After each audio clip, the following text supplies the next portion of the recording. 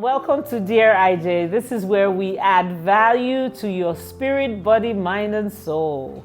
Join us on YouTube, Spotify, and Apple Podcasts. Remember, no pretense, no judgment. And this is how it works. People write about a problem or a challenge, and we share the summary of their writing and try to help with suggestions. I am a trained psychologist, and combined with human experience, I hope to be of help. Let's go there. Now, let's see what we have in store today. We have a letter from Carol. This one, I love this letter. They're cute. Okay, so she said, "Dear IJ, my name is Carol. Please help me solve this mystery. I am a 58-year-old and I feel, act, and look like I am just about 35 or less. I get mixed reactions, both positive and negative, but definitely the positives are more. The challenge is that my husband, who is 62 years, looks like he is in his 70s. He complains bitterly about me looking young, much younger than my age and having more energy. He has been insisting on my dressing my age. He's always saying, Carol, you need to dress your age. I don't care for traditional looks of boo-boo, booba, long gowns. I think they're clumsy. I like fitted clothes to show off my body because I work hard. My kids are grown. I don't have to prove anything to anyone. I belong to a dance company. I enjoy eating well and I enjoy staying fit and I have very youthful spirit. However, the tension has increased at home. It is not my fault that I have youthful spirit, body, and soul, even while aging. It cannot be a crime. Now, please help me. How can my husband catch up? What can I do to help him understand that I love how I am, I'm not going to change from how I am, and I hope to remain like this until my very last breath? Wow. Carol, thank you. It's always interesting when people talk about looking and feeling young. I think it's a blessing. Congratulations. I'm in that club, by the way, so I'm a club member of people. I feel young. Most of my friends are younger than I am. And it's not even, when I say I feel young, I don't have to rehearse it. It's just natural. And what is it to feel young? Feel youthful is that you have energy, you connect with people who are younger, you understand and appreciate the energy that comes from a young person. Some people have old spirits. They're like young people, but when they talk, they're always tired, they're always like taking their time and all of that. So we're all different. It doesn't mean one is better than the other. But let me say this categorically. Having a youthful spirit is not a crime. But you said the problem is that there's tension rising at home. So it sounds like you need to communicate more with your husband. Because from what you said, you keep healthy. So that means you have a healthy lifestyle. You start with that. Talk to him so he also can pursue a healthy lifestyle if he's not already doing that. A healthy body is desirable. A healthy body is desirable. And when I say that, there was a time I made a post about how women should not think that once you're married and you have children, there is permission to get fat. I'm not talking about people who are curvy or shapely or even chubby. I'm talking about people who are obese. And they'll say, yes, you look like a mother. And then when you're keeping fit and you're shapely and you're healthy, they'll say, she doesn't even look like she's a married woman. And the question is that, so are you equating being married to being unhealthy and adding weight? And these things have health implications. So it's not about the aesthetics It's not just about the looks. The more weight you add, the more likely you're going to face metabolic challenges. You're going to deal with high blood pressure, hypertension, you're going to deal with high blood sugar, and all manner of things. So it's beyond the looks. So I suggest you have a good talk. I always say it on this show, and I hope people don't get tired of hearing it, that communication solves a lot of problems in relationships. I can promise you that. Good communication. But please carry your guy along with all the things that you follow come, so to say. So what I'm trying to say is that carry your partner along with all the things that you think comes naturally to you, because it may not come naturally to him, but that doesn't mean that he cannot grow into it. That doesn't mean you should cut him off from it. Has he gone to your dance class with you? Why not? Try it out. And then if he says, of course, we're not saying he should be a dancer, then also find out if he plays soccer, go watch soccer when he's playing it. If he doesn't play anything, you encourage him to start some sport. So it becomes the beginning of this journey. And maybe you talk about those things that keeps your spirit young that he's not doing. Invite him to do it. If it's not him, respect the space, but please make it possible that there's room for him to be accommodated.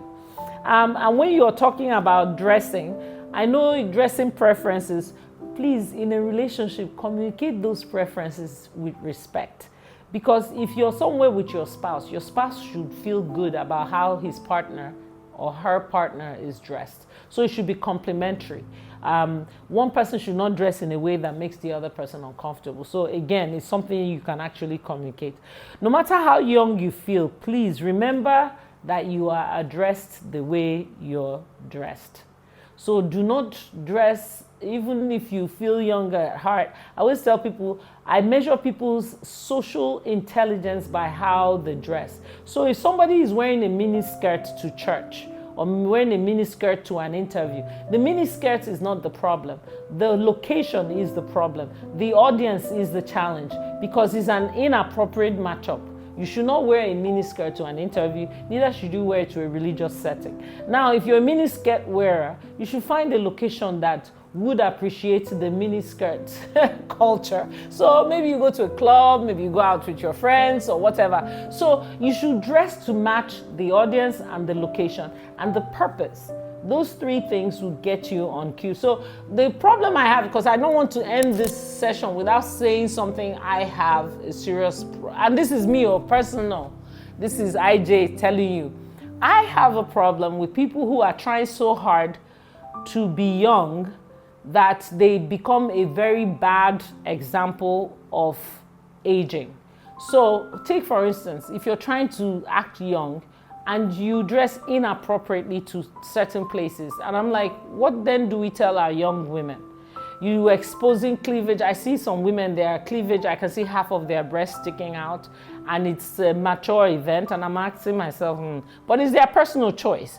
But I just want you to know that the young ones are watching, and a young person might admire you, see you do something wrong, and they'll do it exactly the same way, and they'll get a totally different outcome. Because you're in your 50s, people can look at you and say, that woman, that's how she is. But she may be in her 20s, she does exactly the same thing, and people look at her and say, she's wild, she's this, she's that. Some people say, it doesn't matter what people say about you. I beg to differ. While it doesn't matter what people say about you, but perception is reality, and your reality is perception. There's something called perception management. You ask yourself how you want to be seen and interpreted by the world. It doesn't mean you get 100% of that, but you should shoot for that. If you want the world to see you as somebody who doesn't care how they dress, somebody who exposes their body parts, please, by all means, dress accordingly. But if that's not what you want, you should not put it out there and then get offended or upset when that's what you get back. Sometimes my very young friends, I told you that I have younger friends.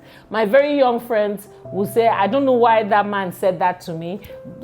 He wasn't respectful. And I look at how they're dressed. I say, well, how were you dressed that day? I'm not saying that they're responsible for the actions of another, but I'll say, how were you dressed that day that he said that? And the lady will tell me what, I'll say, we are in our African culture, for instance, we tend to be conservative when it comes to social cues. So if you want to dress like the people you see in Hollywood, then please, by all means, make sure you move to Hollywood. But you're in Nigeria, stop imposing external values that our people have not attained to on them, because they cannot automatically become people that they're not. So it's up to you to regulate the social cues around yourself. So going back to what Carol said, Carol, your dressing preference is yours. You're an adult. Discuss it with your spouse, because obviously it sounds like the way your husband is feeling is affecting you. So why not keep peace? Discuss it with him. Make sure you're properly aligned. And for you, like I said, make sure you're wearing the right things to the right place, because like I said before, the way you're dressed is the way you're going to be addressed. So perception is reality.